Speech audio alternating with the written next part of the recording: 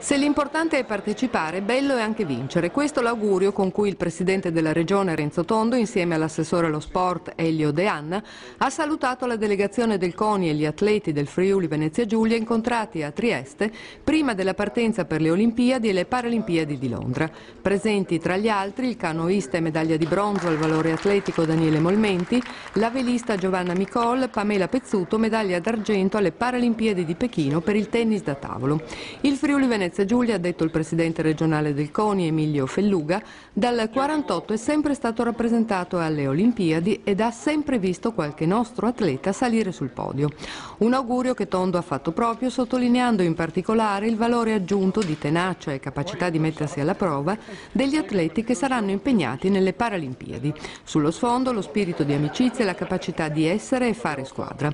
Dopo aver ricordato le vittorie della nazionale di calcio agli europei, che hanno dato una scossa di adrenalina al sistema sportivo e insieme all'economia alla voglia di ripartire con fiducia, Tondo ha ringraziato quanti ai diversi livelli si impegnano a promuovere lo sport e all'indispensabile aiuto degli istituti finanziari, a supporto degli interventi di un sistema pubblico che da solo non ce la fa. Sono molte le discipline rappresentate dai nostri atleti, ha infine detto De Anna, e ciò testimonia il lavoro fatto negli ultimi 15 anni con le federazioni sportive regionali, a partire dalla legge sul talento atletico, per sostenere gli atleti nel loro percorso, garantendo quelle pari opportunità che hanno portato oggi lo sport italiano ad esprimersi a livello internazionale più al femminile che al maschile.